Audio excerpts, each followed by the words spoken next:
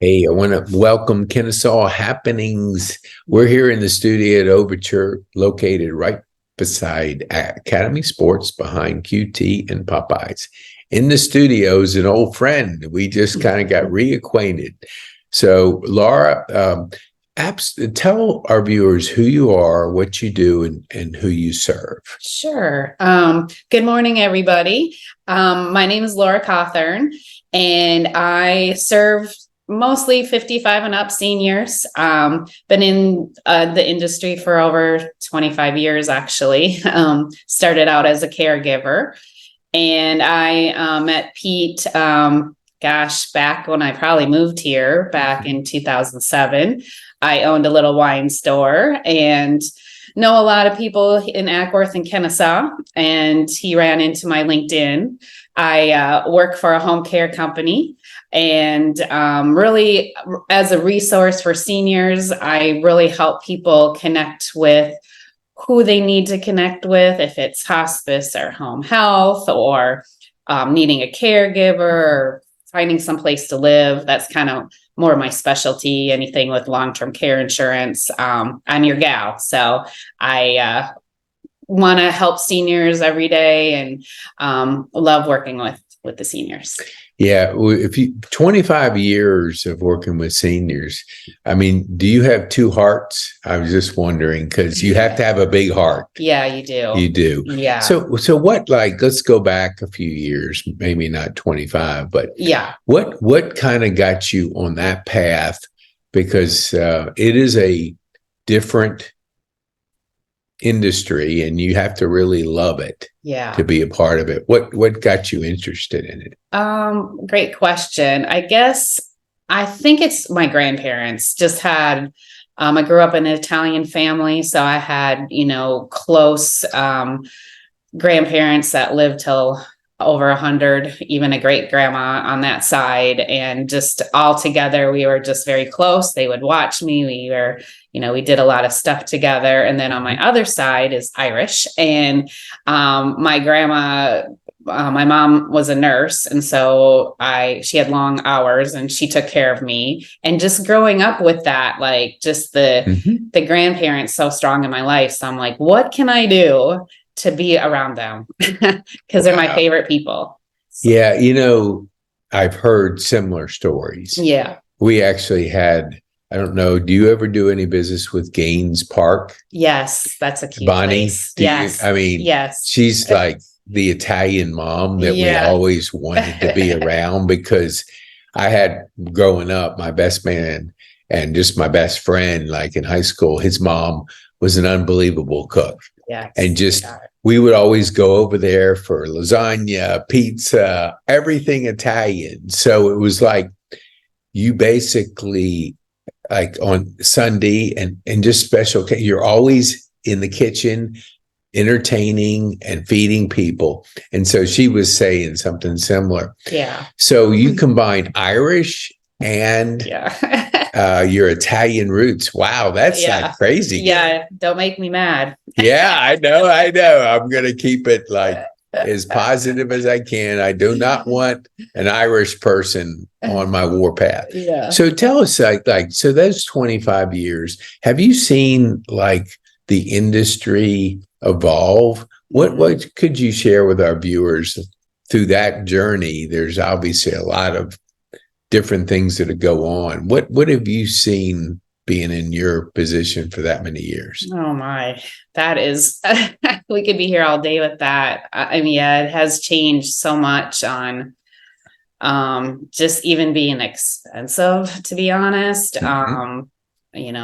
Obamacare really changed a lot of stuff. And then COVID, with the workers, there's, it's hard to find nurses that want to work, or because they got paid so highly during COVID. And caregivers as well. They know that they're a hot commodity. So sometimes you get them from all over the world too, but just they can go down the street for 25 cents more. It's just a challenge. And then in the senior industry too, or I mean, not in the senior industry, the places where they live, everybody had the 10% or 7% increase, and just it costs so much. And the nursing homes, they're getting bought up around here in Georgia by a hospice company. And I just feel like there is a lot of lack of service.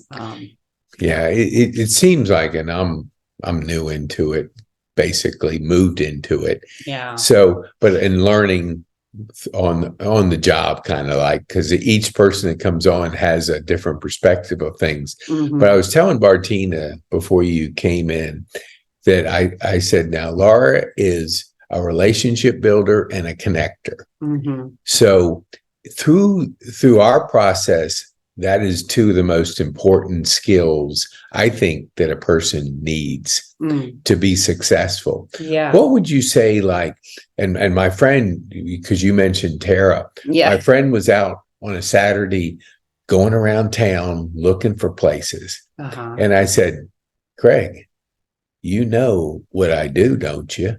Yeah. It's like, that's the industry I touch every day. Right. So here's a what do you call it? A family of a mom, and she's like in her 80s, and they're trying to navigate through all the different things that are going on. There's hundreds of places, there are different levels of service.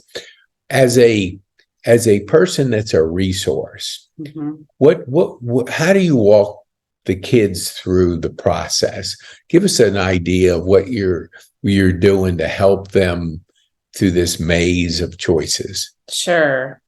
Just really asking a lot of questions. I do talk to a lot of the daughters, the daughter-in-laws, and the son-in-laws. A lot of times mom and dad really might not need care, they think. So usually I'm dealing with the family members. And so I will ask them, can you give me your typical day or their typical day? Or if I am talking to, the seniors or the clients, I will ask them kind of what your typical day is and what the challenges are. And really then suggest, well, okay, maybe they need some physical therapy. Maybe they need a caregiver at night. Maybe that, it's just the whole picture. It's hard to kind of go through the whole process. No, that's really what I wanted.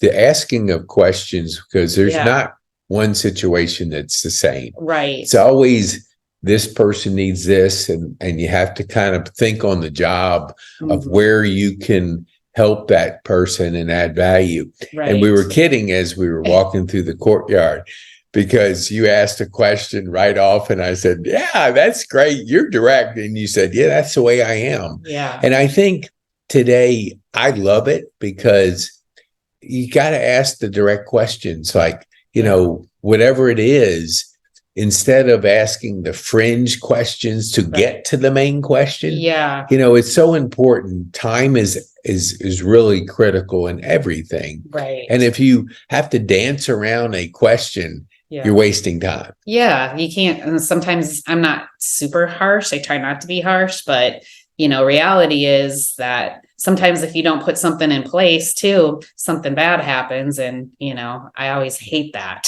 So yes. I try to help people as much as I can. So, well, I know from my standpoint, I appreciate that. And I think most people do, because the kids of the parents that we're placing are busy. They have their careers. Yeah. And do you think dealing that many years with the kids, did you develop a skill of being just very direct with them? Yeah, I mean, we like just with the home care company, we really have a questionnaire sheet.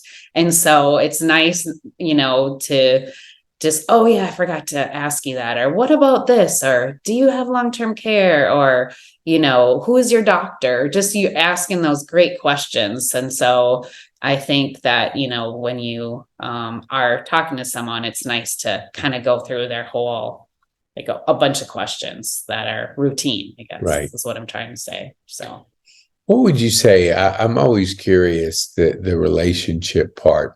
If you're speaking to somebody that's, let's say, 35, and they say, I have enjoyed my grandparents, I've enjoyed being around senior people, and I'm looking to maybe make a career of it.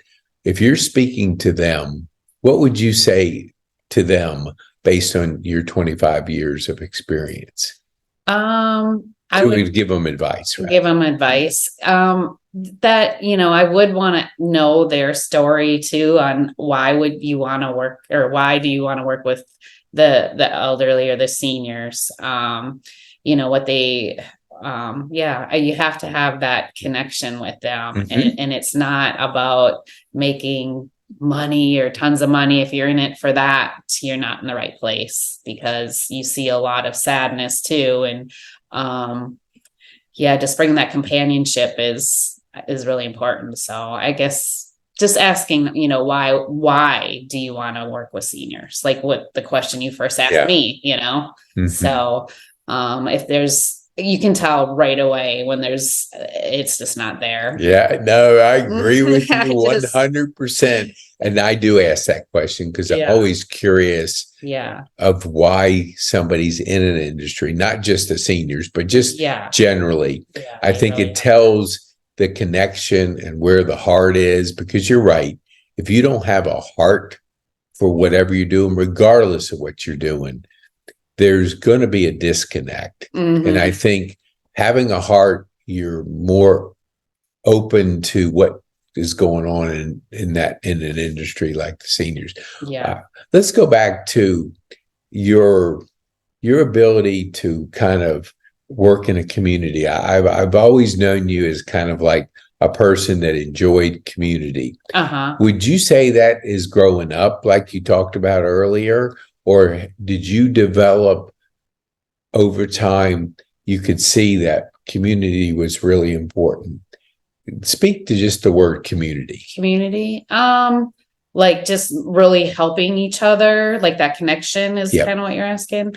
I guess learning that, really owning my own business. Really it's the community, and it's always that community that you need a village, right, to really take care of people. But I guess I learned that skill owning my own business is, if you help others, it's going to come back to you, And so I've always been like, okay, what can we do to get some more customers for you? And that's kind of why I asked you. I was blunt with, I'm like, with my questions. I'm like, okay, so, why are you doing this? I think it's the community and engaging with them and helping people out, and then it's going to come back to you. And so that's my belief. Do you feel like in working in this area, do you have a good feel for the different people that are running facilities? And because we've seen a difference between leadership and lack of. So I won't mention any names, but it's so important in anything we do.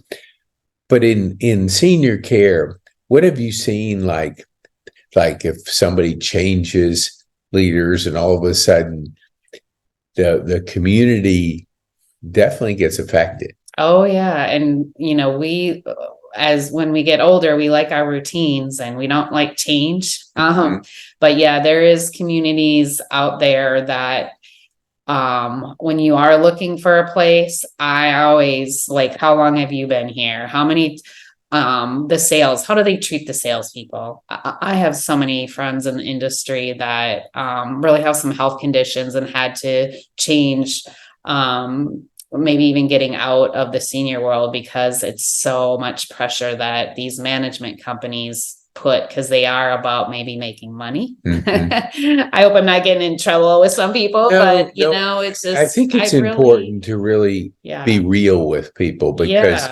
and we all are part of corporations, and they have numbers. And, Yeah. and look, We have, everybody's got to make money. I mean, it's not like we're not working in a nonprofit world. Right. If there's not a profit, nothing happens. Right. But I think it's that balance between added value and delivering your bottom line. Yeah. What do you see like in your world, because you've been in 25 years?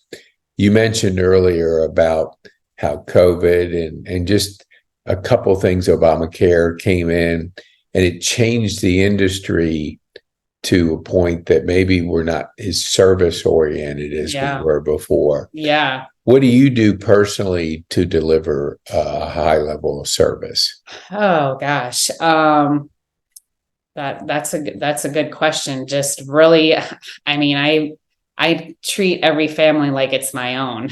You know, I refer only people that I know and trust, and that they'll take care of my families and vice versa. So, but so yeah, I always call them my people, you know, like she's one of my people. Yeah, you need to go and see, like, say Tara, you know, for a place that if you want to move to assisted living or memory care, for example. But so yeah, I guess just really treating everybody like you're. Yeah, that is, I think it's fundamental, basic value in everything we do. Mm-hmm. And it's funny because you said Tara, and that's the impression I got.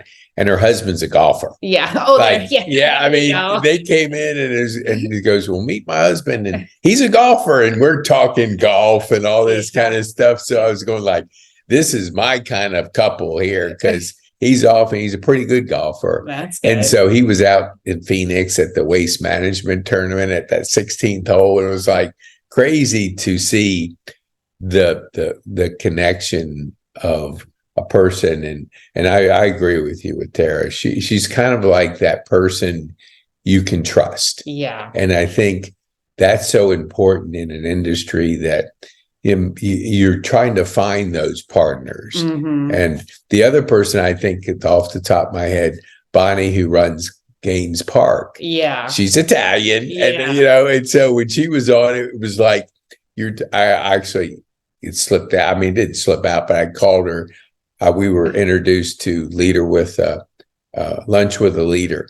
And so I was talking to her, to another person, and I said, and she's like my mom, and I'm older than she is, but it was like that Italian, I had that Italian mom, and I was trying to refer to that, but it came out a little bit discombobulated. But she just laughs it off and just has that warm connection that I think you only develop if you grow up in a family that's part of your regular routine, getting together, sharing stories, hanging out, eating food, and just enjoying yourself. Right. You develop that relationship skill that usually happens way back. Not you just you all of a sudden turn on the switch and you become that way. Yeah. You have lived it for years. Yeah.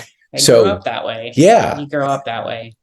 And I think that, what do you think because I knew you in the wine store. Yeah. What do you think? That's a very relationship building business. What attracted you way back when you started doing that in Ackworth? Did you just like wine? Did you like people? Did you like wine and people? What was the reason? Them, you know? Yeah. What was the reason for, I mean, it's not easy opening up a store. No. So we, of course, we were friends with the previous owners of the wine store, and they actually still have, their winery up in, Danielsville. But, so yeah, it was that connection. And then, it was kind of a dream to own my own business. And so I'm like, well, might as well try something that's close to my house and didn't have to drive. And I liked wine, and it was just an opportunity, and they trusted us as well as me and my husband to work as a partnership. So, yeah. So just, you know, the timing and everything was perfect. And I don't know, I just went for there, but you know, I learned a lot. Like I really learned that was my next question. What could you tell our viewers that are like opening up a brick and mortar. Oh, And yeah. like, give us that number one challenge that Yeah. you could share with them and your solution for maybe that. Yeah, just really get to go out networking. That's what grew my relationships, and still to this day I do maybe 2 a week, really knowing the small businesses. But it is I didn't know where to go for a website. I didn't use someone local, wasted a lot of money. I just learned all that, like, okay, my sign might have, been maybe not the best. Like, it's just so much when you do a new business. Okay, now I got to be an accountant, I'm like, Yes. learning QuickBooks, and then, how do I get people in the store? You can't just even if you have a great location, you cannot go out and market. Marketing is key. And a lot of businesses fail that way, or, not being searchable online, is another thing, so you got to get all these key parts, but, it's really going out, meeting people, doing some networking, even if it's, brick and mortar, getting to know the community, because they will help you. It's nice. This area, Cobb County, is wonderful to live in as a business owner, for sure. Did you find that when you were running the business with your husband, did you have a hard time turning it off at night? Like, did you always talk about different ideas? You're bringing wine, so we brought our wine home. Yeah. Okay. So it made it nice to just have a casual conversation. Yeah. And my husband worked full time still, so he only helped me like for, events and stuff like that. Okay. Or if we had big orders. We really, it was kind of my little dream. Yeah. So, right. Yeah, you do kind of have to turn it off no matter what you do. I totally, and that's where I was leading. The question is, there has to be an area when, it can't be 24/7 thinking, because you have to regenerate the battery, not regenerate, but you have to have a kind of an outlet that allows you to charge yourself. I mean, because if you do something so much and you don't have a break from it, it can be more difficult, I think, from what I can see. Yeah. What would you say? Like, I'm always curious, like, as you look at an industry that is evolving, changing, being always there's something new. How do you stay up on current things? Do you read? Do you listen to podcasts? Do you do a combination of both? How do you kind of keep your energy level high? Which I would say, and I don't know, we haven't talked in years. Yeah. But it always was, I was always impressed by that part of you. What do you do to give our viewers a little idea of what is your routines like? I mean, getting up early in the morning to, working out a little bit, and doing, I do read a lot, I guess. So just reading, and I'm not a news person, because I feel like the news, a lot of stuff is bad news, but you still got to kind of know what's going on. But so yeah, just, I guess, reading. I do like LinkedIn as well as a business tool, and kind of seeing what everybody else is doing and posting. So I love LinkedIn for that as well, for business. And then, I do go to a lot of communities. I have my accounts, and so really staying in front of my accounts, I know what's going on, and the differences and the changes and the challenges. So just being out there. Awesome, man. Yeah. We appreciate that. I want to be respectful of your time, because you did come here early. Yeah. And that was good, because you realize how important your time is. Oh, thank you. So tell our viewers, how would they get a hold of you? Okay. My cell phone number is probably the best. It's 770-529-0490 is my cell. And then I guess if you want my email, which is pretty easy, it's Laura at goldenhomeservices with an s.com. So, and Awesome. that's my name, Laura Cawthern. So, Yeah.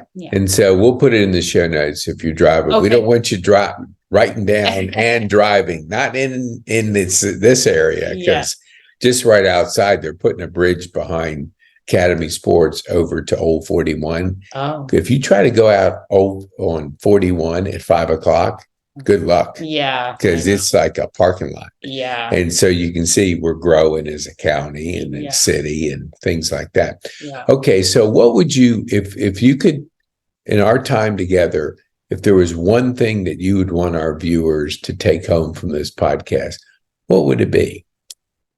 You're asking some tough questions here.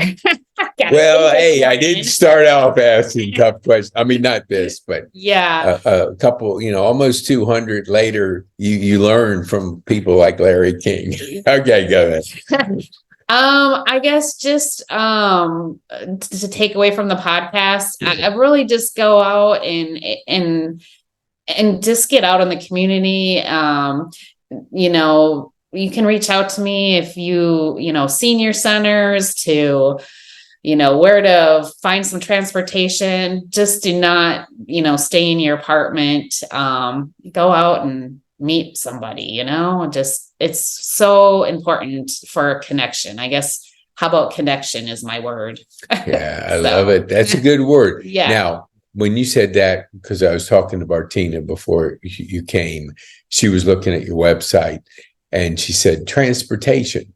So, and you mentioned it here. Mm-hmm. So what do you provide in that area because that is critical, because a lot of people move here and they leave their car or they sell their car. Let's say they're coming from Florida, they're coming from different areas, and they say, I don't need a car. I'm in a densely populated area, but you still need transportation. Yeah. So what do you mean when you say transportation? Well, we can take somebody to the doctors and then literally stay there as well and help them, get in.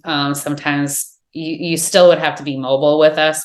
But I do have transportation companies that if you're not mobile, that they're a little bit more expensive, of course. But we'll do, grocery shopping too, or just companionship. But we do a lot of doctor's appointments.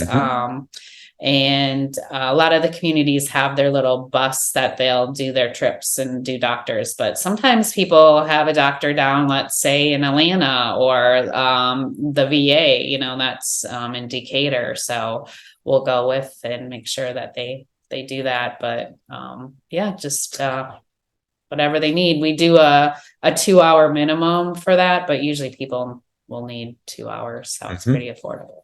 That's awesome. Well, Laura, thank you so much for being our guest. And thanks for having me. Oh, it's our pleasure for sure. Yeah. Thank you so much. All right. Thank you. Have a good day, everybody.